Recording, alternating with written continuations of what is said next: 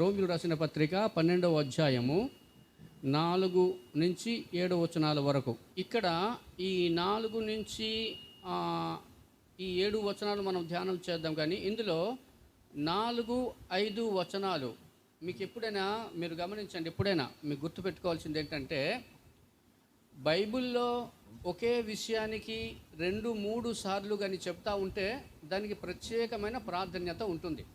ఒకే అంశం మీద, ఒకే సబ్జెక్ట్ మీద 2-3 సార్లు ప్రస్తావిస్తే దానికి ప్రత్యేకమైన ప్రాధాన్యత ఉంటుంది. ఇంకొక రకం కూడా యేసు ప్రభు వారు చెప్పి ఉండి అదే మాటల్ని అపోస్తలులు కూడా చెప్పి ఉంటే, అదే మాటల్ని అపోస్తలులు చెప్పి ఉంటే దాన్ని సీరియస్గా మనం తీసుకోవాలి, అంత ఈజీగా తీసుకోకూడదు. ఇక్కడ ఈ 4వ వచనంలో 5వ వచనంలో చెప్పిన మాటలు, ఈ రోమిలకు రాసిన పత్రికలో చెప్పిన మాటలు పౌలు ఆయన కొరింథీయులకు రాసిన పత్రిక 12వ తీకండి, పర్లేదు చదువుతారు కానీ 12వ అధ్యాయంలో కూడా ఇదే మాటలు ఉన్నాయి.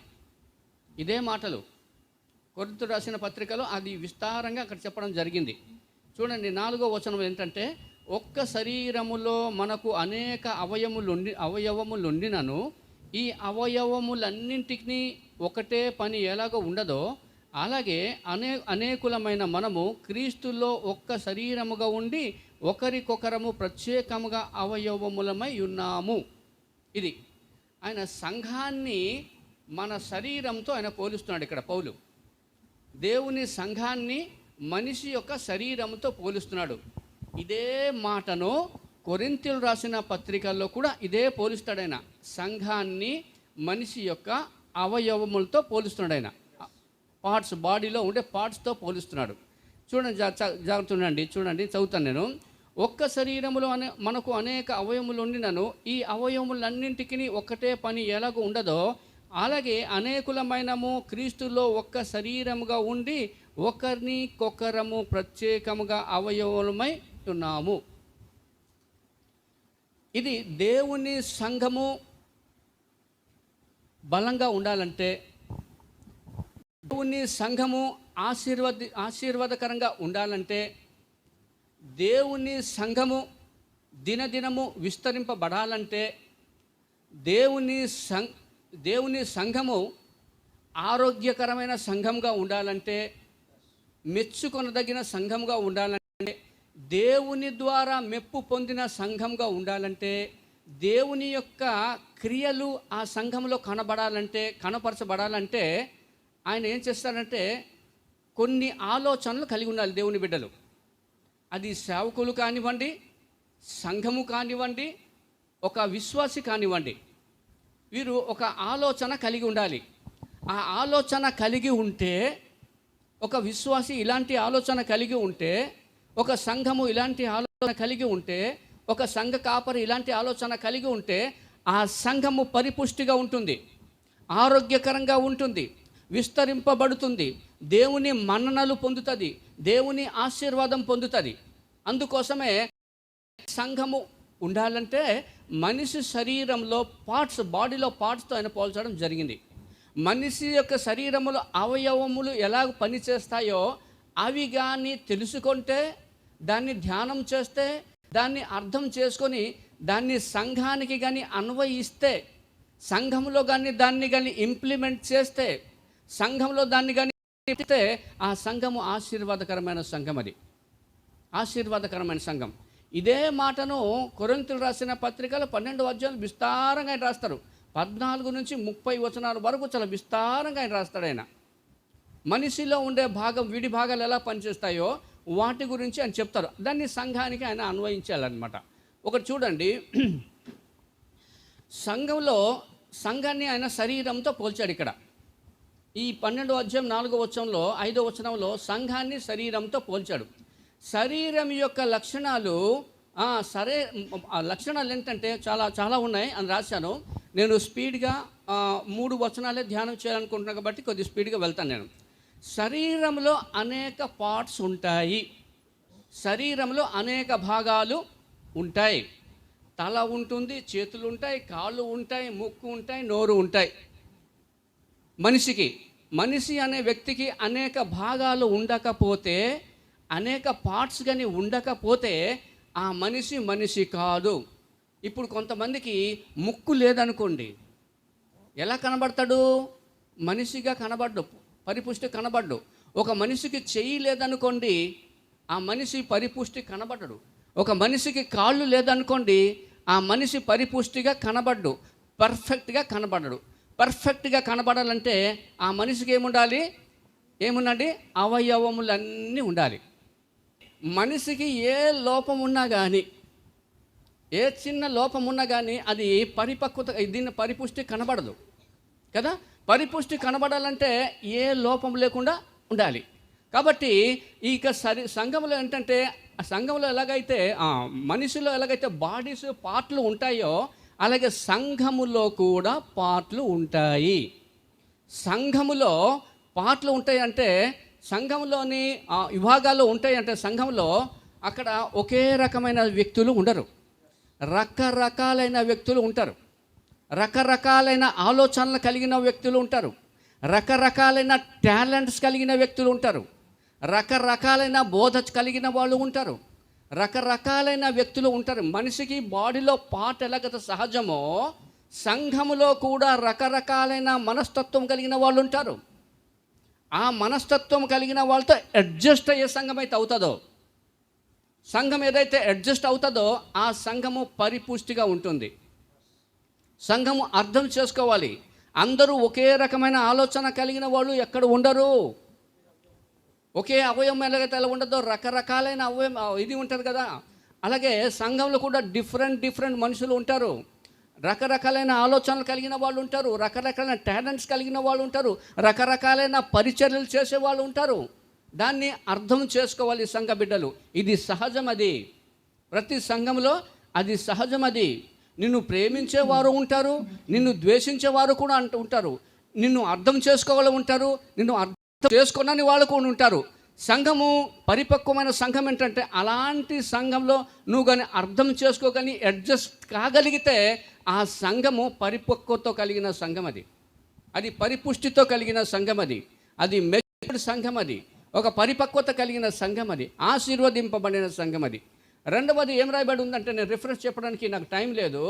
తర్వాత ప్రతి భాగానికి ఒక ప్రత్యేకత ఉంటుంది. ప్రతి భాగానికి ఒక ప్రత్యేకత ఉంటుంది. అంటే ఇప్పుడు ఈ చెయ్యి ఉందనుకోండి, దీని ప్రత్యేకత దీనికి ఉంటుంది.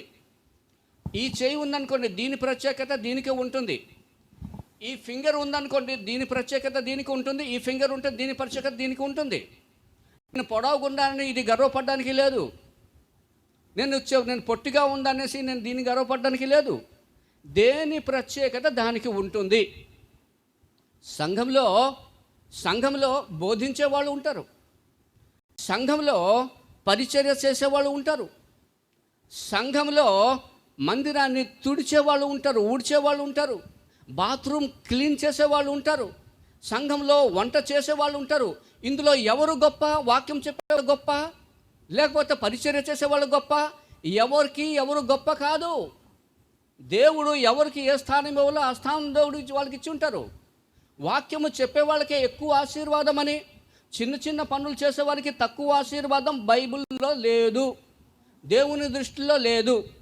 ఎవరి ప్రత్యేకత వాళ్ళకి ఉంటుంది. నువ్వు ఏ పని చేసినా, దేవుని సేవ చేసినా, నీ పనిని బట్టి, నీ ప్రత్యేకతను బట్టి, నువ్వు చిన్న పని చేయగలిగినా, నాకు టాలెంట్స్ లేదన్నా, నేను పాటలు పాడలేనన్నా, నేను దేవుని వాక్యం చెప్పలేనన్నా, నేను వంట చేయలేనన్నా అని అంటారు చూడండి. నీకు ఏ పాత్ర అయితే ఉంటుందో, నువ్వు ఏది చేయకపోయినా, నువ్వు మందిరంలో ఊడ్చినా కానీ దేవుడు దాన్ని బహుమానంగా తీసుకుంటాడు ఆయన. నువ్వు దేవుని పరిచయం, దేవుని సంఘంలో నువ్వు ఏది చేసినా, నువ్వు ఏదైతే చేయగలవో అది కానీ నువ్వు పర్ఫెక్ట్గా చేయగలిగితే, అది కానీ నువ్వు మనస్ఫూర్తిగా చేయగలిగితే, అది కానీ డివోటెడ్గా నువ్వు చేయగలిగితే దేవుడు నిన్ను మెచ్చుకుంటాడు. కాబట్టి ఎవరి స్థానం వాళ్ళకి, ఎవరి ప్రత్యేకత వాళ్ళకి. బాడీలో ఉండే పార్ట్కి దేని ప్రత్యేకత దానికి. ఇప్పుడు నా చెయ్యి ఉంది, నా చెయ్యి లేకపోతే నీ శరీరం పని చేయదంటే అది అవ్వదు. చేయి పని చేయికే. నోరు వచ్చేసి నేను నోరు లేకపోతే నువ్వు బతకలేవురా, నువ్వు తినలేవురా, నీ లోపలికి కడలేవంటే అప్పుడు ఏం చేస్తారు తెలిసిందా? డాక్టర్లు ఏం చేస్తారు తెలిసిందా? నోరు పని చేయకపోతే గొట్టం వేసేస్తారు, ఇక లోపలికి గొట్టం వేసి తినిపించేస్తారు.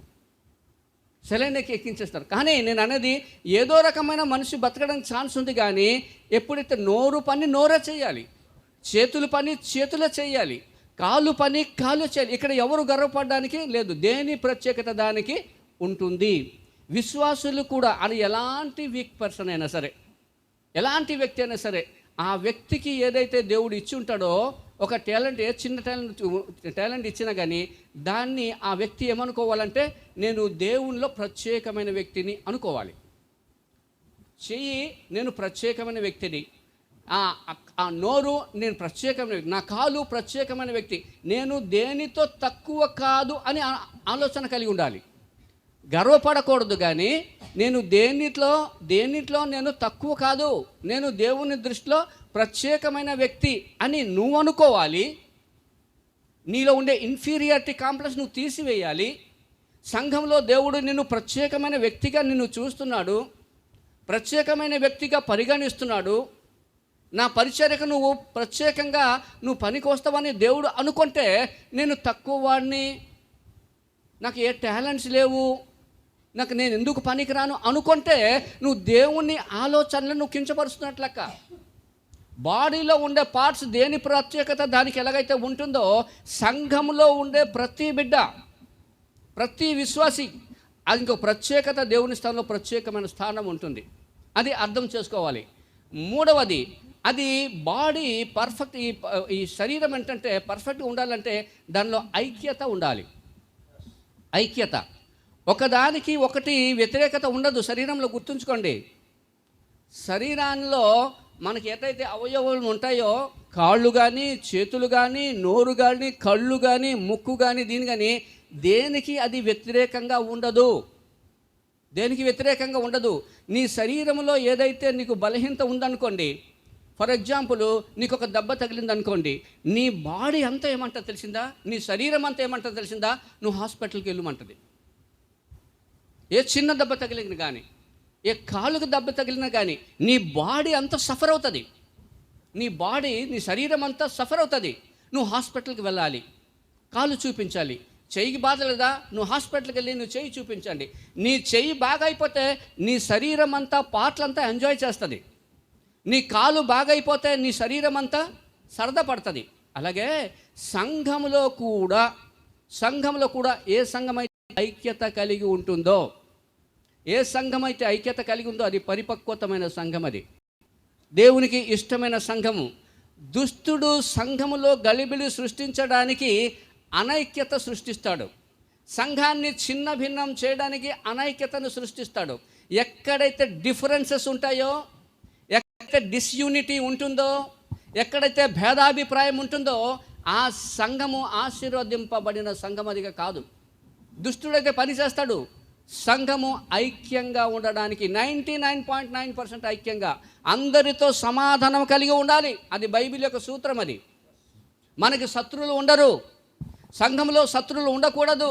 మన శరీరంలో ఎలాగైతే శత్రుత్వం, ఒకదానికి శత్రుత్వం ఉండదో, మనిషి కూడా, విశ్వాసి కూడా ఒకదానికి శత్రుత్వం ఉండకూడదు. దుష్టుడైన అపవాది ఏం చేస్తాడంటే, నువ్వు ఆ అక్క ఇంటికి వెళ్ళొద్దు, నువ్వు ఆ తమ్ముళ్ళ ఇంటికి వెళ్ళొద్దు, నువ్వు అన్నాళ్ళ ఇంటికి వెళ్ళొద్దు, ఆ కాటేజ్ ప్రేయర్కి నువ్వు వెళ్ళొద్దు, ఆ గృహ కూడికకి నువ్వు వెళ్ళొద్దు అనేసి నీకు అంటాడు. నీలో భేదాభిప్రాయం రేకెత్తించడం, నీలో దుష్ట ఆలోచనలు రేకెత్తించడం, నీలో శత్రుత్వ భావం కలిగించడం ఎవరి పని అంటే పరిశుద్ధాత్మ దేవుని పని కాదు. అది దుష్టుని పని. సంఘము ఐక్యత కలిగి ఉండాలి.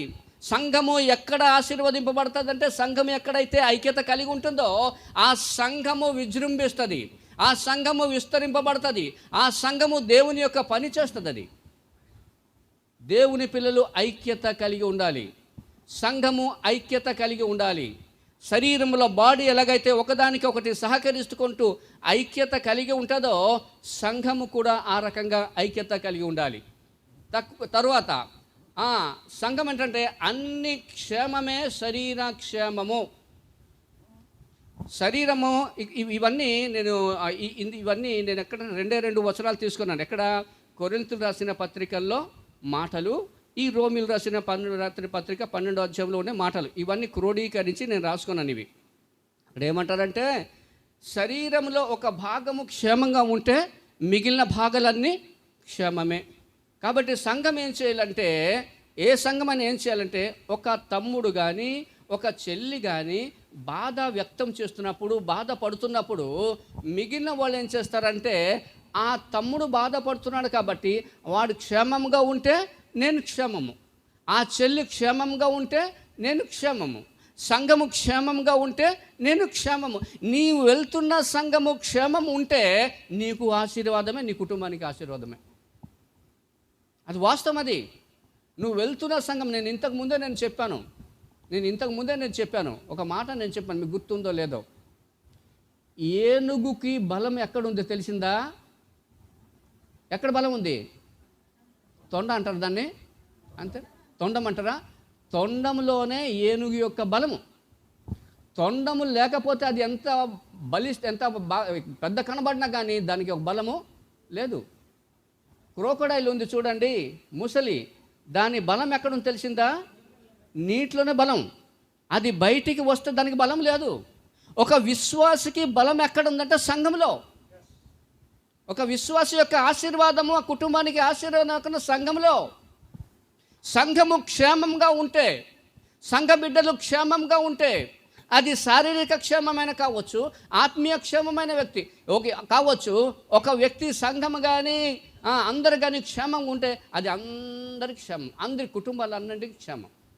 కాబట్టి సంఘంలో ఉండే బిడ్డలు ఏం చేయాలంటే, ప్రతి విశ్వాసి కోసం ప్రార్థన చేయాలి, ప్రతి తమ్ముడు కోసం ప్రార్థన చేయాలి, ప్రతి చెల్లి కోసం ప్రార్థన చేయాలి. వారి క్షేమమే నా క్షేమం. అది సంఘము. అది బలిష్టమైన సంఘం. అది పరిపక్వమైన సంఘం. అది ఆశీర్వదింపబడిన సంఘం. అది దేవుని ద్వారా మెప్పు పొందిన సంఘం. అది తర్వాత సంఘం యొక్క లక్షణం. తర్వాత ఇంకోటి ఏంటంటే, డాక్టర్ గారు ఏమంటారు తెలిసిందా? ఒక వ్యక్తికి బాగాలేనప్పుడు డాక్టర్ దగ్గరికి వెళ్తే, బాబు ఈ మెడిసిన్ అయితే పనిచేస్తుంది, నువ్వు వచ్చిన రోగానికి పనిచేస్తుంది, కానీ చిన్న సైడ్ ఎఫెక్ట్ ఉంటుంది అంటారు. ఏంటది? Side effect. ఈ మెడిసిన్ వేస్తే సైడ్ ఎఫెక్ట్ అంటది. అదేంటంటే తలనొప్పి కానీ వెళ్ళాం, బాబు ఇంజక్షన్ వేస్తే మాత్రం నీకు కొద్ది కడుపు నొప్పి వస్తుంది అంటారు. అది సైడ్ ఎఫెక్ట్. అవునా కదా? Side effect. అప్పుడు ఆ కడుపు వచ్చేసి వద్దు నీ తలనొప్పుల కోసం నేను ఎందుకు బాధపడాలి అంటదా? లేదు. నువ్వేమంటావు? పోనీ కడుపు నొప్పి కొద్దిగా వస్తారా అని, తగ్గిపోద్ది కదా. అవునా కదా? కడుపు నొప్పి ఆ టైంకి వస్తారా అని, తర్వాత తగ్గిపోద్ది కదా. ఆ టైంకి కొద్ది కడుపు నొప్పి. ఒక సేవకుడు ఏదైనా సమస్య వచ్చిందనుకోండి, ఆ సమస్య పరిష్కరించేటప్పుడు ఆ సేవకుడు డీల్ చేసినప్పుడు అప్పుడు ఏమవుతుందంటే పక్కోడికి కొంత ఎఫెక్ట్ అవుతుంది, సైడ్ ఎఫెక్ట్ అవుతుంది ఒకరికి. ఏంటంటే ఎలా ఉంటుంది ఈ పరిచర్య, ఎలా ఉంటుందంటే, కరువు అంటే కప్ప కోపమట, కరువు వద్దంటే పాము కోపమట. అర్థమైందా? ఇప్పుడు అన్నదమ్ములు, సంఘంలోనే అన్నదమ్ములు అక్కచెల్లెలు మనం కలిసి ఉంటాం కదా. అప్పుడు సేవకుడికి తెలిస్తే అతను వెళ్ళేసి ట్రీట్మెంట్ లేకపోతే డీల్ చేస్తూ ఉంటే, ఆ విషయంలో కానీ అతను మాట్లాడుతూ ఉంటే అది పక్కోడికి కొంత ఇబ్బంది కలిగి ఉంటుంది. అవతల వైపు అన్న అటువైపు నుంచే మాట్లాడుతున్నాడు, మా వైపు నుంచి అర్థం చేసుకోవట్లేదు. అది సైడ్ ఎఫెక్ట్ ఉంటుందమ్మా. సైడ్ ఎఫెక్ట్లు ప్రతి సంఘంలో అది సైడ్ ఎఫెక్ట్ ఉంటాయి. కానీ ఏ వ్యక్తి అయితే, సంఘ విశ్వాసి అయితే, ఏ వ్యక్తి అయితే, సరే అన్న డీల్ చేస్తున్నప్పుడు ఒకవేళ నన్ను అపార్థం చేసుకున్నా పర్వాలేదు, పాస్టర్ గారు డీల్ చేసినప్పుడు లేకపోతే సంఘంలోనే ఒక అన్న డీల్ చేసినప్పుడు అది నన్ను కొద్దిగా అపార్థం చేసుకున్నా పర్వాలేదు, సర్దుకొని పోతుందని ఏ విశ్వాసి అయితే పాజిటివ్గా ఆలోచిస్తాడో, పాజిటివ్ వేలో ఏ విశ్వాసి అయితే ఆలోచిస్తాడో ఆ సంఘము విస్తరింపబడుతుందండి. అలాంటి సంఘము పరిపుష్టంగా ఉంటుందండి. అది బలమైన సంఘం అండి. అది ఫిలిప్పీ లాంటి సంఘం, అది ఎఫెసీ లాంటి సంఘం, అది తెస్సలోనిక సంఘం లాంటి సంఘం అండి. అవి బలిష్టమైన సంఘాలు. అవి చిన్న దానికి డిస్కరేజ్ అయిపోదు, చిన్న దానికి అపార్థం చేసుకోదు.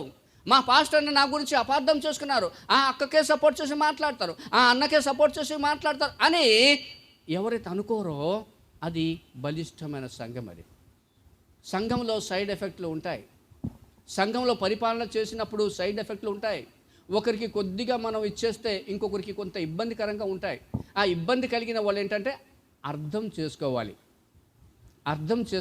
ఓకే, అన్న చేసిన దానివల్ల అన్న మాట్లాడిన దానివల్ల నాకు కొద్దిగా ఇబ్బందే, నాకు అవమానమే, ఓకే నా ప్రభు కోసం నేను సహిస్తాను అని నువ్వు ఎప్పుడైతే అనుకుంటావో నీ సంఘానికి క్షేమము, నీకు క్షేమము, నీ కుటుంబానికి క్షేమం. అది ఆశీర్వాదకరం. అది ఆశీర్వాదకరమైన సంఘం. అది తర్వాత అవయవంలో ఇంకోటి అంటే అన్ని భాగాలకు సమానమైన సామర్థ్యము ఉండదు. గమనించండి, అన్ని భాగాలకి సమానమైన సామర్థ్యము ఉండదు. సంఘం బాడీలో ఏంటంటే ఒకదానికి ఉండే కొంత సామర్థ్యము, ఒకదానికి ఇంకొక సామర్థ్యం ఇంకో దానికి తేడా ఉంటుంది. ఓకేనా? సంఘంలో కూడా అందరు బోధకులైపోరండి. అందరూ బిల్లిగ్రామ్ లాంటి బోధకులైపోరు. అందరూ పరిశుద్ధ పౌలు లాంటి బోధకులైపోరు కదా. తక్కువ బోధకులు ఉంటారు, పెద్ద హై లెవెల్ బోధకులు ఉంటారు, చిన్న బోధకులు ఉంటారు, పెద్ద. ఇంకొకటి ఏంటంటే సంఘంలో కూడా ఏంటంటే ఫిజికల్గా సామర్థ్యం కలిగిన వాళ్ళు ఉంటారు, ఫిజికల్గా వీక్ అయిన వాళ్ళు ఉంటారు. కానీ ఫిజికల్గా వీక్ అయిన వాళ్ళకి ఇది పెద్దది. ఏదది? మైండ్ అమ్మా. మైండ్ పెద్దగా ఉంటుంది. కాబట్టి మెంటల్ పవర్, ఈ ఫిజికల్ పవర్ కంటే మెంటల్ పవర్ చాలా పవర్ఫుల్గా ఉంటుంది. కాబట్టి ఎవరు ఇక్కడ ఎక్కువ ఎవరు తక్కువ అనేది ఉండదు. బైబిల్ ఏంటంటే సంఘంలో ఏంటంటే ఒక రకంగా ఫిజికల్గా పవర్ తక్కువ వాళ్ళు ఇంకొక దగ్గర మెంటల్గా పవర్లు ఎక్కువ ఉంటారు. కాబట్టి ఎవరు సామర్థ్యమో వాళ్ళకి ఉంటుంది. కాకపోతే సంఘంలో కూడా తక్కువ ఎక్కువ అనేది ఉంటుంది. తక్కువ ఉన్నంత మాత్రాన నువ్వు కురిగిపోనవసరం లేదు. ఎక్కువగా ఉన్నవాళ్ళు హెచ్చిపోనవసరం లేదు, అతిశయించని అవసరం లేదు. దేవుడు ఎవరికి ఏ సామర్థ్యం ఇచ్చారో ఆ సామర్థ్యం కొల్లే దేవుడు వాడుకుంటాడు. ఇది సత్యం. ఇది తర్వాత ప్రతి భాగము ఇతర భాగాలపై ఆధారపడి ఉంటాయి. అంటే నువ్వు భోజనం చేయాలనుకో నీ నోరు ఎవరి మీద ఆధారపడుతుంది? చెయ్యి మీద ఆధారపడి ఉంటుంది. చెయ్యి లేకపోతే నువ్వు అన్నము తినలేవు. ఇలా నీకు ఒక్క ఎగ్జాంపుల్ ఇది చెప్పాను నేను, అంతే. శరీరంలో కూడా ప్రతిదీ ఒకదాని మీద ఒకటి ఆధారపడి ఉంటుంది. అది చిన్నది కదా, దాని పని నాకు లేదు కదా అని అనడానికి లేదు కదా. నీ కన్నుకు ఉండే ప్రాధాన్యత కన్నుకు ఉంటుంది, చెవికి ఉండే ప్రాధాన్యత చెవికి ఉంటుంది కదా. కాబట్టి దేని ప్రాధాన్యత దానికి అది ఖచ్చితంగా అది ఉంటుంది. ఒకదాని మీద ఒకటి ఆధారపడి ఉంటుంది. ఇప్పుడు ఇంత బిల్డింగ్ ఉందండి, ఇంత బిల్డింగ్ ఉంటే ఈ ఒక పిల్లర్, ఈ పిల్లర్ ఇంత పెద్ద బిల్డింగ్కి ఒక పిల్లర్ తీసేస్తే ఈ బిల్డింగ్ అందం పోతుంది, దీని బలం కూడా పోతుంది. అవునా? అది చిన్నదే కావచ్చు, ఒక్క పిల్లరే కావచ్చు, కానీ దీని అందము. ఇంత పెద్ద బిల్డింగ్కి నువ్వు మధ్యలో కానీ కొన్ని బ్రిక్స్ తీసావనుకో, ఇటుకలు తీసావనుకో, ఆ ఇంటి అందం పోతుంది. కాబట్టి ఒక ఇల్లు మంచిగా కనబడాలంటే అది అంత పర్ఫెక్ట్గా అది ఉండాలి.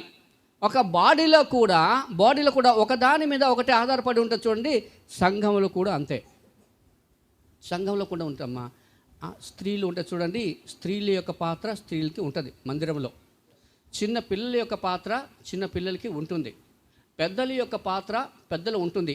ఈ సంఘము ఎప్పుడు పరిపక్వత ఉంటుందంటే ఏ స్థానంలో ఉండేవాళ్ళు ఆ స్థానంలో ఉంటూ ఒకరికొకరు సహాయం చేస్తూ ఒకరికొకరు ఆధారపడి ఉంటా చూడండి, అది పరిపక్వతమైన సంఘం అది. కాబట్టి పౌలు మనకి అర్థం అవ్వాలనే చాలా చాలా మంచి ఎగ్జాంపుల్ తీసుకున్నాడు. ఆయన శరీరంతో ఆయన పోల్చాడు, శరీర యొక్క అవయవంతో సంఘాన్ని. ఒక వ్యక్తి పరిపుష్టిగా ఉండాలంటే పార్ట్స్ ఎలాగైతే పనిచేస్తాయో సంఘము పరిపుష్టిగా ఉండాలంటే ఈ యొక్క విశ్వాసులు కూడా ఆ రకంగా ఉండాలి. తర్వాత ఇంకొకటి ఏంటంటే సంఘము ఈ బాడీలో ఏంటంటే సాధ్యమైనంత వరకు ఈ చెయ్యిని ద్వేషించదు, ఈ ముక్కు ఈ కళ్ళుని ద్వేషించదు. నువ్వు వద్దు, నువ్వు పనికిరావు, నువ్వు నా శరీరంలో ఉండడానికి వీల్లేదు అని అనదు. ప్రతిదీ దానికి అవసరమే, బాడీకి ప్రతిదీ అవసరం, దేనికి వ్యతిరేకంగా ఏది చెయ్యదు. సంఘం కూడా అంతే. ఎట్టి పరిస్థితుల్లో సంఘం కానివ్వండి, సంఘ కాపరి కానివ్వండి, విశ్వాసులు కానివ్వండి, ఏమనంటే ఏ వ్యక్తి తృణీకరింపబడిన వ్యక్తి కాదు, ఏ వ్యక్తి కించపరచబడ్డానికి కాదు, ఏ వ్యక్తిని కించపరచకూడదు. అందరూ సమానులే, అందరూ సమానులే. ఎప్పుడు సంఘము ఒక వ్యక్తిని పక్కకు పెట్టేస్తుందంటే, ఎప్పుడు పక్కకు పెట్టేస్తుందంటే బైబిల్లో కూడా ఉంది. మత్తయి సువార్త 18వ అధ్యాయంలో కూడా ఉంది. ఒక వ్యక్తి సంఘానికి వ్యతిరేకంగా ప్రవర్తిస్తున్నప్పుడు, సంఘానికి అభ్యంతరకరంగా ఉన్నప్పుడు, సంఘానికి డ్యామేజ్ చేస్తున్నప్పుడు, సంఘానికి అపాయకరంగా తయారు అవుతున్నప్పుడు, అప్పుడు ఏమంటారంటే ఆ వ్యక్తిని పక్కకి వెళ్ళేసి మాట్లాడు అని ఉంది. వినకపోతే సంఘంలో నుంచి ఇంకొక 2 ఎల్డర్స్ తీసుకెళ్ళేసి మాట్లాడు అని అన్నారు. అప్పటికి వినలేదనుకోండి, ఆ సంఘం అంతా కలిసి మాట్లాడాలి. అప్పటికి వినకపోతే అతన్ని అన్యునిగా భావించి వెలివేయాలి సంఘం నుంచి అని ఉందా? అది ఉంది. బాడీలో కూడా ఎలా ఉందంటే, ఇప్పుడు సాధారణంగా మనం ట్రీట్మెంట్కి వెళ్తాం, అవునా? ట్రీట్మెంట్కి వెళ్ళినప్పుడు నీకు నొప్పి వచ్చింది, ఈ చెయ్యి నొప్పి వస్తుంది కాబట్టి సార్ డాక్టర్ గారు ఈ ఫింగర్ తీసేయండి అని అంటామా మనము? అనం. ఎప్పుడు అంటాం తెలిసిందా? ఈ ఫింగర్ తీసేయమని ఎప్పుడు అంటావు తెలిసిందా? కాళ్ళు తీసేయమని డాక్టరే చెప్తాడు. ఏమని? ఈ అవయవము, ఈ ఫింగర్ కానీ ఉందనుకోండి, మిగిలిన ఫింగర్ మొత్తం పోతాయి, సెప్టిక్ అయిపోతాయి. అప్పుడు ఏమంటావు నువ్వు? అప్పుడు తీసేయి అంటారు. నీ శరీరం మొత్తం నీకే చెప్పేస్తుంది, నీ మైండ్తో మాట్లాడితే తీసేయమంటుంది. ఎందుకంటే అది ఉంటే మిగిలిన బాడీ అంతా పాడైపోద్ది. ఇప్పుడు కొంతమంది షుగర్ వాళ్ళకి ఉంటుంటే చూడండి, అది ఎక్కువ అయిపోయిన తర్వాత ఆపరేషన్కి వెళ్తే డాక్టర్ గారు ఏమంటారంటే కాలు ఇంతవరకు తీసేయమంటాడు. ఎవరు కోరుకుంటారో? సాధారణంగా కోరుకోరు. కానీ ఎప్పుడైతే సెప్టిక్ అయ్యే పరిస్థితికి వచ్చిందో, ప్రమాదకరమైన స్థితికి వచ్చిందో తీసేయమంటాడు. అలాగే సంఘంలో కూడా అంతే. సాధ్యమైనంత వరకు 99.9% ఒక వ్యక్తిని మనం దూషించడానికి, బయటికి గెంటేసేదానికి అది దేవుని చిత్తం కాదు, అది దేవుని ప్రణాళిక కాదు. కానీ ఆ వ్యక్తి వలన సంఘము కానీ చిన్న భిన్నమైపోయినప్పుడు, ఆ సంఘంలో డిస్టర్బెన్స్ అయినప్పుడు, ఆ సంఘము పాడైపోయిన పరిస్థితి కానీ ఉన్నప్పుడు, అలా అనిపించేటప్పుడు సంఘ కాపరి కావచ్చు, సంఘ పెద్దలు కావచ్చు, సంఘమైన కావచ్చు, చెప్పిన తర్వాత వినకపోతే ఆ మనిషిని, అది సంఘం యొక్క రూల్. అది ఇది శరీరంతో సంఘానికి పౌలు పోల్చాడు. రోమిల రాసిన పత్రిక 12వ అధ్యాయంలో 6 నుంచి 7 వచనాలు. ఇక్కడ కృపావరములు అని రాశాడు. ఇక్కడ 6వ వచనం 7వ వచనంలో కృపావరాలని రాశాడు. అందులో కొన్ని కృపావరాలు కొన్ని ఇచ్చాడు. అందులో మొట్టమొదటిది ఏంటంటే ప్రవచనము అనేది. ప్రవచనం అనేది ఒక కృపావరము. మీకు ప్రవచనము అంటే నేను చెప్తాను. ప్రవచనం అంటే అర్థం ఏంటంటే, ప్రవచనం అంటే రాబోయే కాలంలో, భవిష్యత్ కాలంలో జరగబోయే దానిని దేవుని మూలంగా ప్రకటన చేయడమే ప్రవచనం. ఇంకోసారి చెప్పనా? ఇంకోసారి మీకు అర్థమైందా? రాబోయే రోజుల్లో, భవిష్యత్తులో జరగబోయే దానిని దేవుని మూలంగా పలకడం. దేవుని మూలంగా ఇదిగో జరగబోతుంది, ఇలాగా అక్కడ ఇలా జరగబోతుంది అని చెప్తారు చూడండి, అది ప్రవచనం అంటారు. అది ప్రవక్తలు అంటారు. ప్రవక్తలు యాజకులు అంటే తేడా ఏంటంటే, యాజకుడికి ప్రవక్తకి తేడా ఏంటంటే, ప్రవక్త దేవుని మూలంగా పలుకుతాడు, దేవుని ఉద్దేశాన్ని చెప్తాడు, దేవుని ఆలోచనలు చెప్తాడు. ప్రవక్త. యాజకుడు ఏంటి తెలిసిందా? మనుషుల ఆలోచనలు దేవునికి చెప్తాడు, మనుషుల ఆలోచనలు. ఇక్కడ ప్రవచనం ఇది. ఇక్కడ ప్రవచనంలో అంటే ఏంటంటే, బైబిల్లో ప్రవక్తలు ఉన్నారు, ప్రవచనాలు చేసిన వాళ్ళు బోల్డ్ మంది ఉన్నారు. మన ముఖ్యంగా సమూయేలు కాలం నుంచి ఈ ప్రవక్తలు మనకి ఎక్కువ కనబడుతూ ఉంటారు. సమూయేలు వీళ్ళందరికీ కనబడుతూ ఉంటారు, ఓకేనా? అలాగే మోషకి అహరోను కూడా ఒక ప్రవక్త లాంటి వాడే, ఓకే. చాలామంది మిరియాము ఉండే చూడండి, ప్రవక్త. యెషయా, ఇర్మియా, బోల్డ్ మంది ప్రవక్తలు ఉండే చూడండి. వీళ్ళందరూ దేవుని యొక్క ఉద్దేశాన్ని తెలుసుకొని వాళ్ళు చెప్పారు. ఇది భవిష్యత్తు గురించి చెప్పడం, ఇది ప్రవక్తలు. ఇక్కడ ఇది ఎలా చెప్తారంటే, ప్రవక్త ఎలా ప్రవచనం చేస్తారంటే గమనించండి. ఎప్పుడైనా సరే ప్రవచనకి మూలం ఏంటంటే, పరిశుద్ధాత్మ దేవుణ్ణి పొందిన వారై పరిశుద్ధాత్మ మూలంగా వారు పలుకుతారు. వాళ్ళు పరిశుద్ధాత్మ మూలంగా. ఎందుకంటే దీని గురించి బైబిల్లో చాలా ఉన్నాయి, కానీ నేను ఎక్కువ చెప్పలేను. ఇక్కడ ఏంటంటే సంఖ్యాకాండం 11వ అధ్యాయం 25వ వచనంలో, సంఖ్యాకాండం 11వ అధ్యాయం 25వ వచనంలో, సంఖ్యాకాండం 11వ అధ్యాయం 25వ వచనంలో, సంఖ్యాకాండము 11:25 ఉమ్, ఉమ్, ఉమ్, ఉమ్, ఉమ్. రైట్. ఎప్పుడు వాళ్ళు ప్రవచించారు తెలిసిందా? ఆత్మ వాళ్ళు నిలిచినప్పుడు వాళ్ళు ప్రవచించారు. వాళ్ళు ఆత్మ లేకుండా ప్రవచన చేస్తే అది ప్రవచనము కాదు కదా. పేతులు రాసిన పత్రికలో ఇప్పుడు ఏమంటాడంటే, పేతులు రాసిన పత్రిక పేతులు రాసిన పత్రిక 1వ అధ్యాయం 20వ వచనంలో ఏం రాస్తాడంటే, రైట్, ఎప్పుడైనా సరే ప్రవచనం అనేది పరిశుద్ధాత్మ మూలంగా పలికితేనే ప్రవచనము. ఓకేనా? పరిశుద్ధాత్మ మూలంగా పలికి ఏదైతే చెప్తారు చూడండి, అది ప్రవచనము కాదు.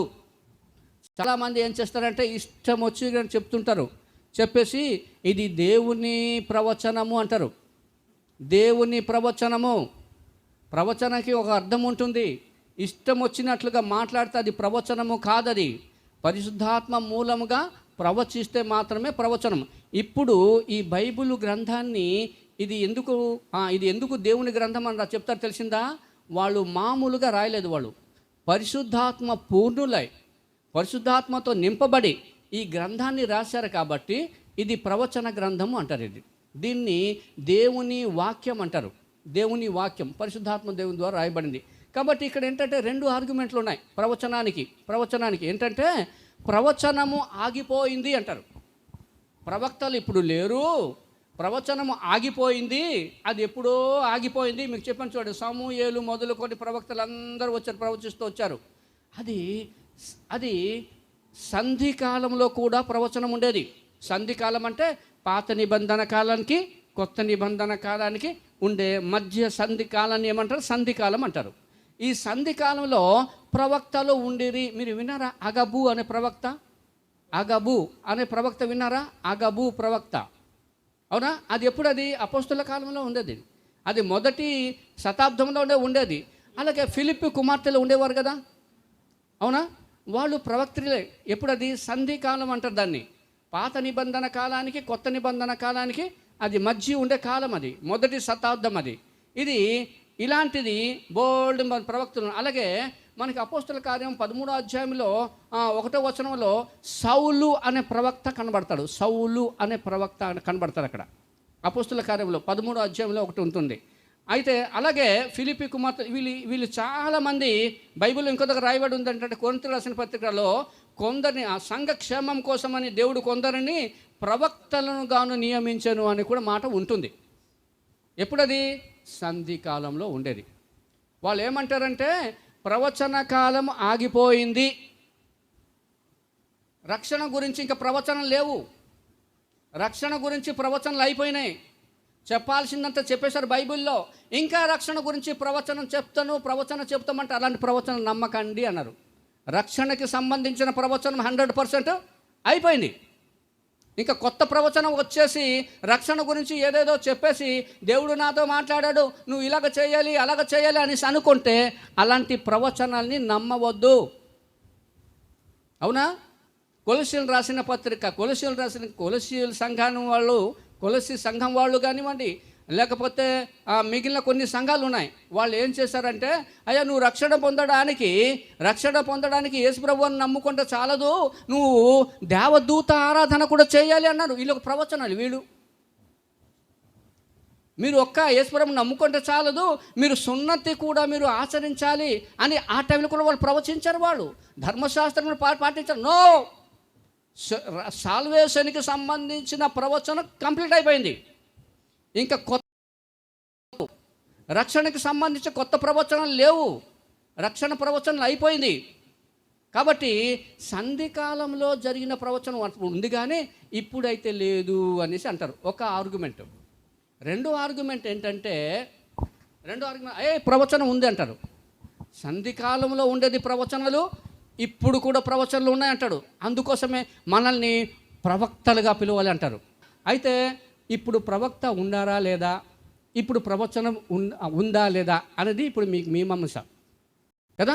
ఒక ఆర్గ్యుమెంట్ ఏమో ప్రవచనం లేదు, ఇంకొక ఆర్గ్యుమెంట్ ఏమో ప్రవచనము ఉంది. ఈ 2 ఆర్గ్యుమెంట్లో ఇప్పుడు మనకు డౌట్ వస్తుంది, అసలు ప్రవచనం ఉందా లేదా? మనం పరిశుద్ధాత్మ కాలంలో ఉన్నాం. దేవుడు మనకి ఆలోచనలు ఇస్తాడు. కొన్ని సందర్భంలో దేవుడు కొన్ని ముందే చెప్తాడు, ఇలా జరగబోతుందని అంటాడు. దానికి ప్రత్యేకమైన ప్రవక్తల అవసరం లేదు. దేవుని ఆత్మతో ఎవరైతే పూర్ణులై జీవిస్తూ ఉంటాడో ఒక సామాన్యమైన వ్యక్తికి కూడా దేవుడు బయలుపరుస్తాడు. రాబోయే రోజుల్లో ఇలా జరగబోతుంది అనేది చెప్పేస్తాడు. రాబోయే దినాల్లో ఎప్పుడంటే ఆత్మ పూర్ణులు ఎవరైతే ఉంటారో వాళ్ళు.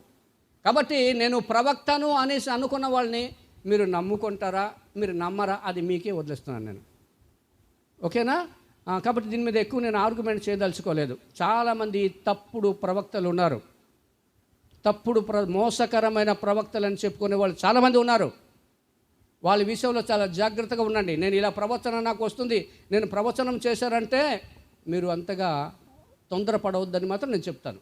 ఇది ప్రవచనకి సంబంధించి. ఇకపోతే చివరిగా 3వ వచనంలో 7వ వచనం చూడండి. 7వ వచనంలో రైట్, పరిచర్య. ఇప్పుడు జీవము కలిగిన సంఘానికి ఒక లక్షణం ఏంటంటే పరిచర్య చేయడం, దేవుని పరిచర్య చేయడం. జీవం కలిగిన సంఘం అది. జీవం కలిగిన సంఘానికి కొన్ని లక్షణాలు ఉంటాయి. అది కింద ఉన్నాయి. అందులో ఈ ఒక్కటి మాత్రం నేను చెప్పి ముగించేస్తాను. పరిచర్య చేయడం అంటే జీవం కలిగిన సంఘం అది. పరిచర్య చేయడం అనేది జీవం కలిగిన సంఘం. పరిచర్యలో రకరకాలు ఒకసారి తీయండి. 1 కొరింథీయులకు రాసిన పత్రిక 12వ అధ్యాయం 5వ వచనం. పరిచర్యలు రకరకాలుగా ఉన్నాయి. చిల్డ్రన్ మినిస్ట్రీ ఉన్నది, అవునా? యవనస్తుల మినిస్ట్రీ ఉన్నది, EU మినిస్ట్రీ, స్టూడెంట్స్ మినిస్ట్రీ, అలాగే స్త్రీల పరిచర్యలు ఉన్నది. రకరకాలైన పరిచర్యలు ఉన్నాయి. వాటి గురించి నేను ఇప్పుడు మాట్లాడట్లా. ఇదేంటంటే సంఘము లోపల ఉండే పరిచర్య గురించి మాట్లాడుతున్నాను. పరిచర్యలు అంటే సేవకులు ఏమనంటే, అన్నా నన్ను దేవుడు ఈ పరిచర్యకు పిలిచారు, నేను ఇవాంజలిస్ట్గా ఉండమన్నాడు, నేను వెళ్తాను. అన్నా నన్ను దేవుడు చిల్డ్రన్ మినిస్టర్గా పిలిచాడు, నేను వెళ్ళిపోతున్నాను అంటాడు, వెళ్ళిపోతారు. కొంతమంది అన్నా నన్ను దేవుడు యూత్ మధ్య పరిచర్య చేయడానికి పిలిచారన్నా, ఓకే. ఆ రకరకాలైన పరిచయం నుంచి దాని గురించి నేను మాట్లాడట్లా. సంఘం లోపల ఉండే పరిచర్య గురించి మాట్లాడుతున్నాను. చర్చ్ లోపల ఉండే పరిచర్య గురించి మాట్లాడుతున్నాను. అందులో మొట్టమొదటి పరిచర్య ఏంటంటే అపోస్తుల కార్యము 6వ అధ్యాయము 4వ వచనం. వాక్య పరిచర్య యందును మేము ఎడతెగక ఉంటామన్నారు. వాక్య పరిచర్యలో రకరకాలు ఉన్నాయి కదా చూడండి. ఒక రకమైన పరిచర్య ఏంటంటే వాక్యాన్ని బోధించడం. వాక్య పరిచర్య. ఎవరైతే వాక్య పరిచర్య చేస్తూ ఉంటారో వాళ్ళందరూ దేవుని పరిచర్య చేస్తున్నట్టుగా. వాక్య పరిచర్య చేయడానికి సంఘమే కాదు, సంఘంలో నిలబడి ఒక 100 మంది ఉన్నప్పుడు, ఒక 50 మంది ఉన్నప్పుడు వాక్య పరిచర్య చేస్తున్న పరిచర్య అని ఎప్పుడు అనుకోవద్దు. నువ్వు వ్యక్తిగత సువార్త చెప్పినా కానీ వాక్య పరిచర్యయే. మీ ఇరుగు పొరుగు వారికి చెప్పినది వాక్య పరిచర్యయే.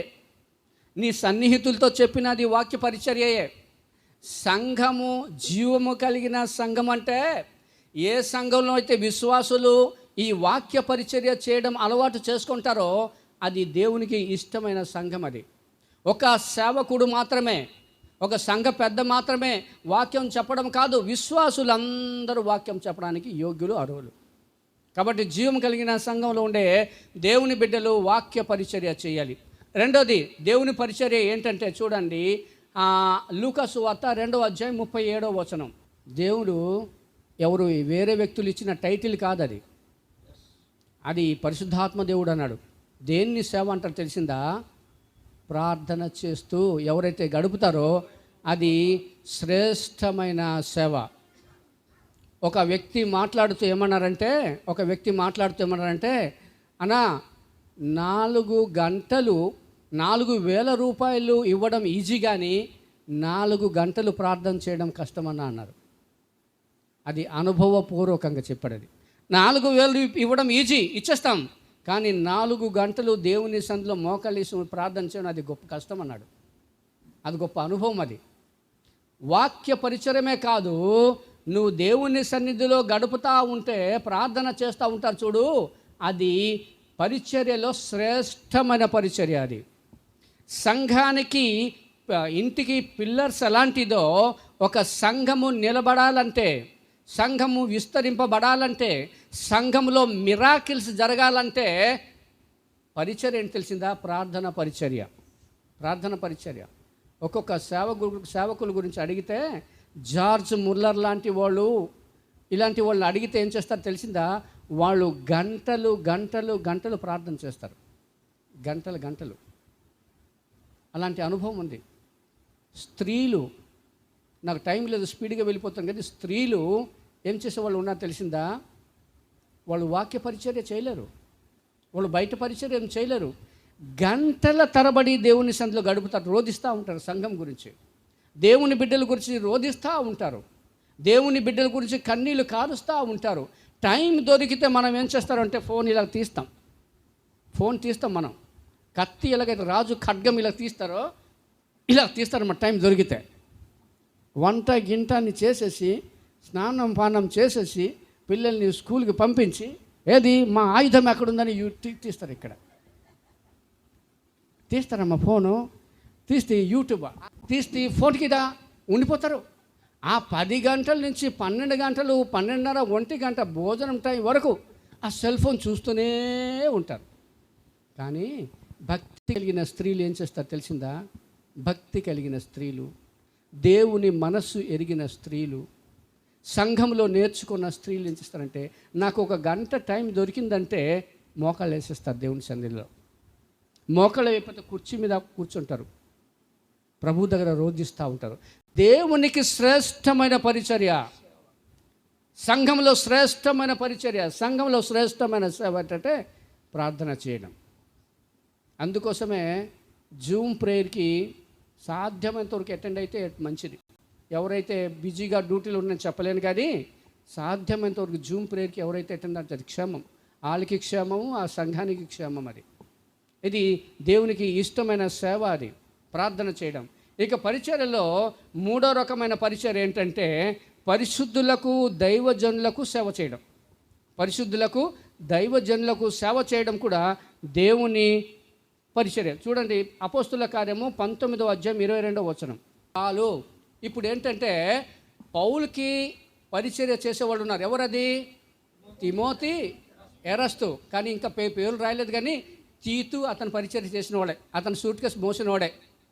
అవునా? ఎపఫ్రా కానీ ఎపఫ్రోదితు కానీ వీళ్ళందరూ అతను సూట్ కేసు మోసిన వాళ్ళే.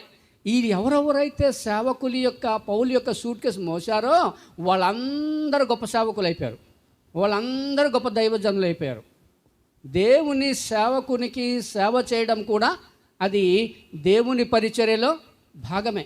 ఇంకొక బైబిల్లో ఇంకొక రాయబడి స్టెఫను ఇంటివారు అని ఉంటుంది. పరిశుద్ధులకు సేవ చేయడానికి తమను తాము వాళ్ళు సమర్పించుకున్నారట స్టెఫన్ ఇంటివారు. ఆ మాట ఎక్కడుందంటే 1 కొరింథీయులకు రాసిన పత్రిక 16వ అధ్యాయం 15వ వచనం. మీకు తెలియను కదా, దేవుని బిడ్డలు, దేవుని సేవకులు ఏం చేస్తారంటే, దేవుని పరిచర్య ఏంటంటే దేవుని సేవకులకి, పరిశుద్ధులకి, దేవుని సేవకులు కాదు విశ్వాసులందరికీ ఎవరైతే సేవ చేస్తారో, ఎవరైతే సహాయం చేస్తారో వాళ్ళు కూడా దేవుని సేవ చేయడమే. అందుకోసమే భక్త్ సింగ్ గారు చివరి దినాన ఆయన కాళ్ళు చేతులు పడిపోయినప్పుడు చాలామంది ఏం చేస్తారు తెలిసిందా? అతనికి సేవ చేయడానికి డాక్టర్లు, నర్సులు, సంఘ పెద్దలు ఏంటంటే వాళ్ళు టైం టేబుల్ వేసుకునేవారు.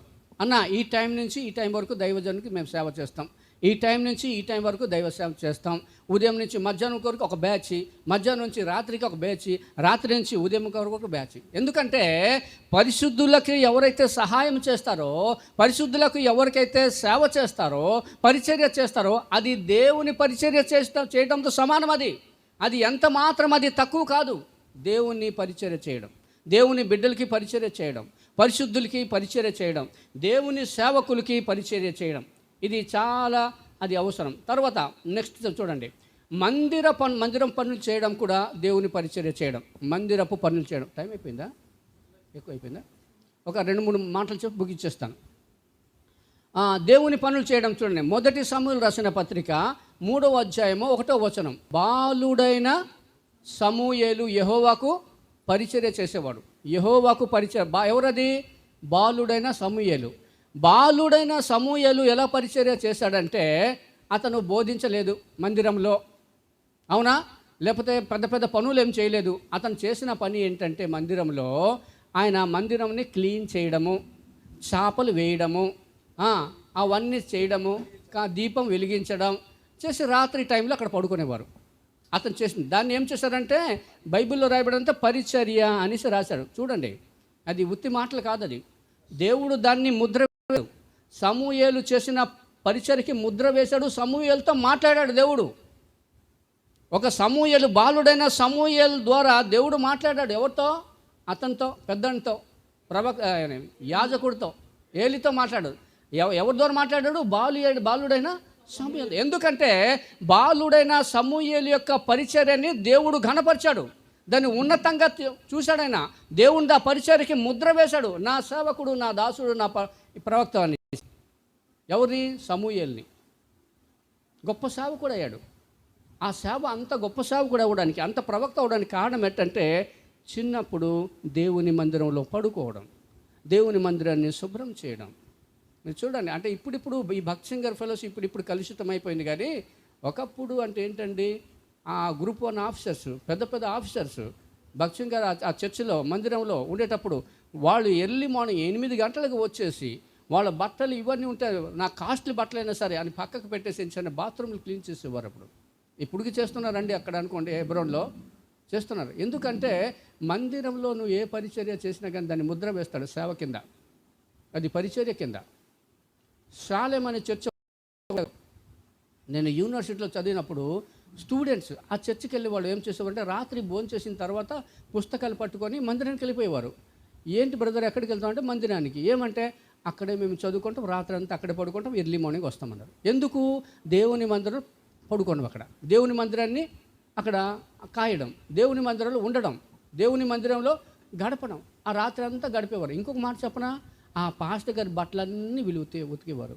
ఇప్పుడు అలా చేసిన వాళ్ళు, ఆ రాత్రి పూట అక్కడ పడుకున్నాడానికి వెళ్ళిన వాళ్ళు, ఆ మందిరం కాపలా కాసిన వాళ్ళు, పాస్టర్ గారి బట్టలంతా ఉతికిన వాళ్ళు ఇప్పుడు పెద్ద పెద్ద గ్రూప్ 1 ఆఫీసర్స్ అయిపోయారు వాళ్ళందరూ.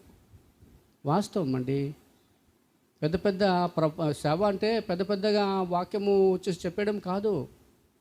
మీరు చూడండి, పెద్ద పెద్ద భక్త్ సింగర్ దగ్గర తిరిగిన వాళ్ళు, ఆయన సూట్ కేసు పట్టిన వాళ్ళు, అనేసి ఆయన దగ్గర మోకాళ్ళేసి కూర్చున్న వాళ్ళు, వీళ్ళందరూ ఇప్పుడు పెద్ద పెద్ద దైవజనులు అయిపోయారు, పెద్ద పెద్ద ఆఫీసర్స్ అయిపోయారు. దేవుడు దాన్ని ముద్ర వేస్తాడు, దేవుడు దాన్ని గుర్తిస్తాడు. అది నా సేవ, నా పరిచయం అనేది దేవుడు గుర్తిస్తుంది.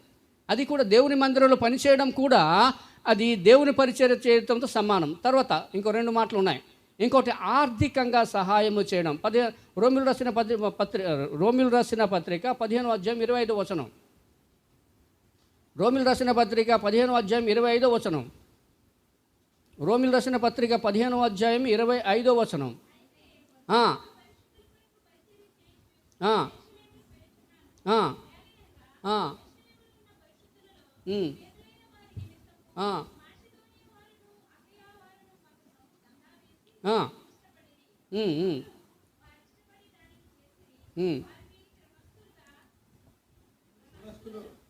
రైట్, చాలు.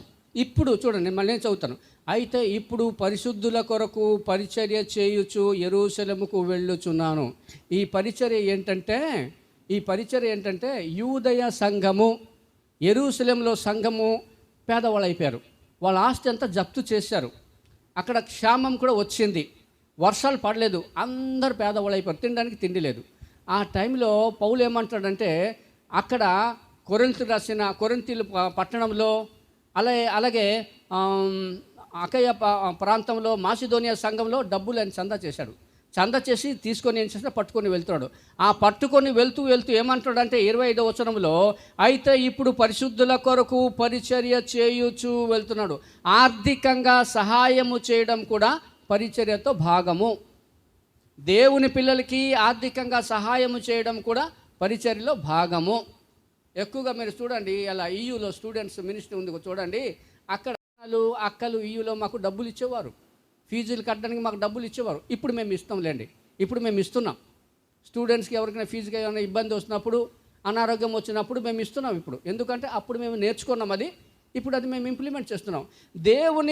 దేవుని బిడ్డల్లో ఎవరైనా సరే అవసరతలో ఉన్నప్పుడు, ఎవరైతే ఆర్థికంగా ఇబ్బందులు ఉన్నప్పుడు సహాయము చేయగలిగితే సహాయము చేయగలిగితే అది దేవుని పరిచర్య చేసినట్లే. ఆర్థికంగా సపోర్ట్ చేయడం అనేది అది సంఘానికి కావచ్చు, దేవుని సేవకులకే కావచ్చు, దేవుని సంఘంలో ఉండే బిడ్డలకే కావచ్చు. ఎవరైతే అవసరతలో ఉన్నారో వాళ్ళకి ఆర్థికంగా కానీ సహాయం చేయగలిగితే అది పరిచర్యలో భాగం. అది ఆర్థికంగా సహాయం చేయడం అంటే దేవునికి కృతజ్ఞత స్తుతిని చెల్లించడంలో సమానం. అది దేవుణ్ణి ఘనపరచడంలో సమానం. అది ఆర్థికంగా సపోర్ట్ చేయడం అనేది. అందుకోసమే ఆయన ఫిలిప్పులు రాసిన పత్రిక అండి, ఫిలిప్పులు రాసిన పత్రికలు ఏమంటారంటే, మీరు పంపించిన వస్తువులు ఎపఫ్రోదితు వలన నేను పొంది ఏమీ తక్కువ లేకుండా నేను ఉన్నాను.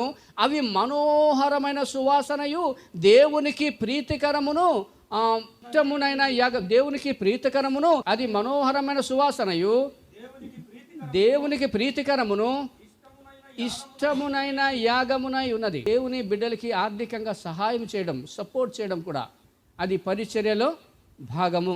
చివరిగా నేను ముగించేస్తాను. చివరిగా ఏంటంటే, పరిచర్యలు ఏంటంటే భోజనాలు పెడతా ఉంటారు చూడండి, వండి పెడతా ఉంటారు చూడండి, వండి పెడతా ఉంటారు, రకరకాలైన పరిచర్యలు చేస్తున్నాను. ఇంకో మాట చెప్తే స్త్రీల పరిచర్య. నేను మాట చెప్పాలండి సింపుల్గా, ఏమంటారు అది? స్త్రీల పరిచర్య, వంట పరిచర్య. ఇది కూడా ఇంపార్టెంట్. ఎందుకంటే యేసు ప్రభు వారు పరిచర్య చేసినప్పుడు, నేను రిఫరెన్స్ చెప్పను, పరిచర్య చేసినప్పుడు యేసు ప్రభు వారికి ఎక్కువగా ఫుడ్ విషయంలో సపోర్ట్ చేసేవాళ్ళు ఎవరు తెలిసిందా? మగ్దలేనే మరియా, యోహన్న, సుసన్న, లూకాసు వార్తలు ఇవి ఉన్నాయి, 8వ అధ్యాయంలో ఉంటాయి. మీరు చూసిన తర్వాత యోహన్న, సుసన్న, మగ్దలేనే మరియా, మార్తా మరియా. ఇంకా యేసు ప్రభు డబ్బులు తీసుకొని చేసేవారు కాదు. వాళ్ళు కలిగిన వాటితో, వారు ఏదైతే కలిగి ఉన్నారో వాటితో వాళ్ళు వండి పెట్టేవారు. వాళ్ళకి శిష్యులందరికీ వండి పెట్టేవాళ్ళు వాళ్ళు. ఇది కూడా దేవుని పరిచర్యలో భాగము. ఇది దేవుని పరిచర్యలో భాగం. అది యేసు ప్రభు వారికి వాళ్ళు వండి పెట్టారు వాళ్ళు. అలాగే పౌలుకి కూడా వండి పెట్టిన వాళ్ళు, సహకారం అని చేసిన వాళ్ళు ఉన్నారు. ప్రిస్కిల్లకి పౌలు చాలా, ప్రిస్కిల్ల అంటే పౌలు చాలా ఇష్టం. పౌలు ఎక్కడికి వెళ్ళినా కానీ అకుల ప్రిస్కిల్ల వాళ్ళు పట్టించుకునేవారు. అందుకోసమే తనకి సింపుల్గా ప్రిస్కీ అని పిలిచేవాడు ఆయన. ప్రిస్కీ, బైబిల్లో కూడా ఉంది ప్రిస్కీ అని పిలుస్తాడు. అంటే ముద్దుగా సొంత చెల్లిగా భావించి పిలిచేవాడు ప్రిస్కీ అని. దేవుని బిడ్డలకి వండి పెట్టడం అనేది, ఇలా పరిచర్య చేయడం అనేది దేవుని సేవ చేయడమే, దేవుని పరిచర్య చేయడమే.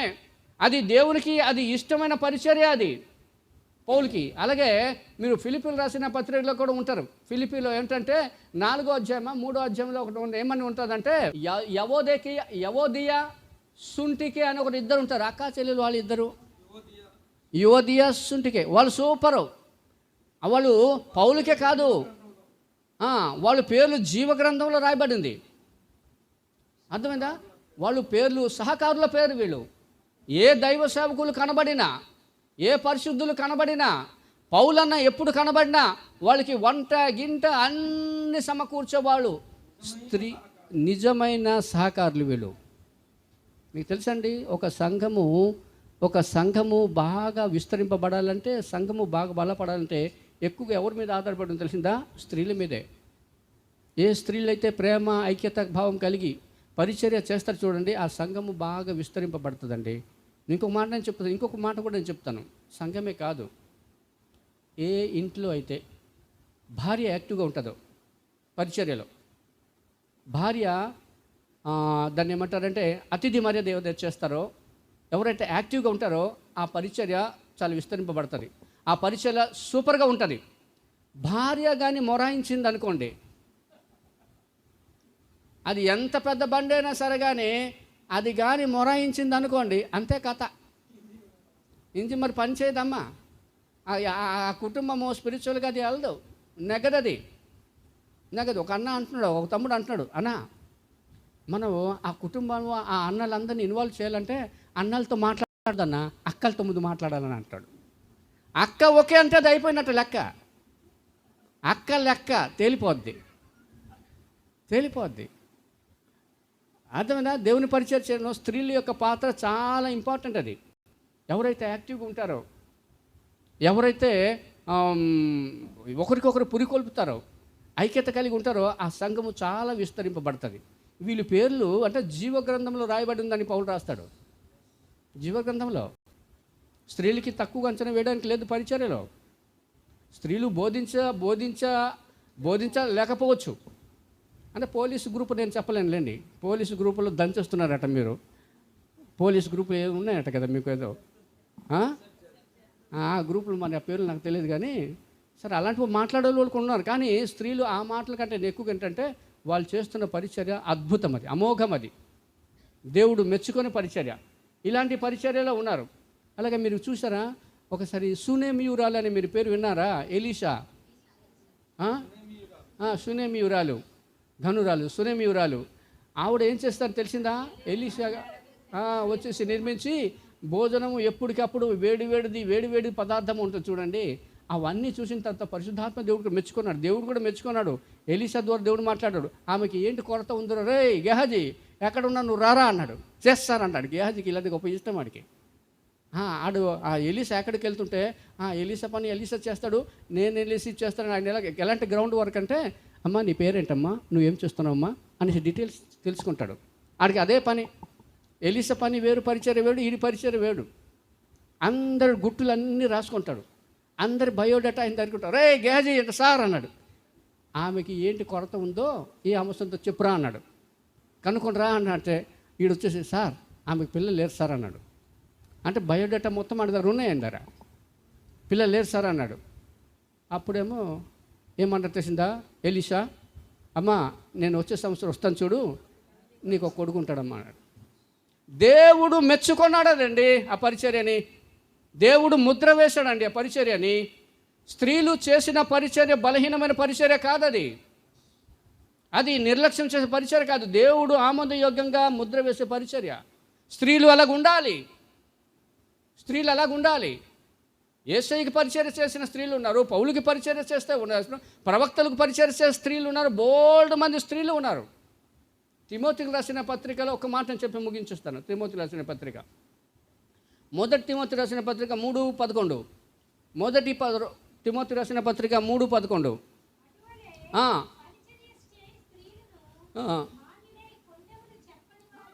రైట్ అమ్మా. ఇప్పుడు ఒకసారి వినండి.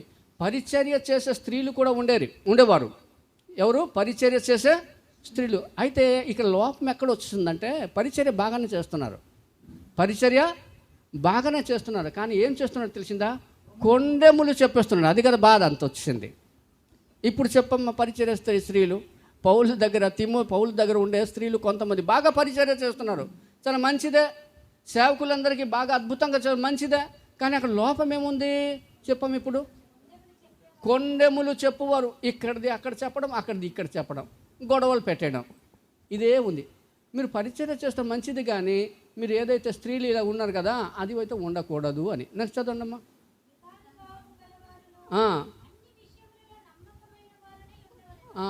ఇవి లోపల అప్పుడు ఉండేవి, కాబట్టి మీరు ఇలాగ ఉండాలని.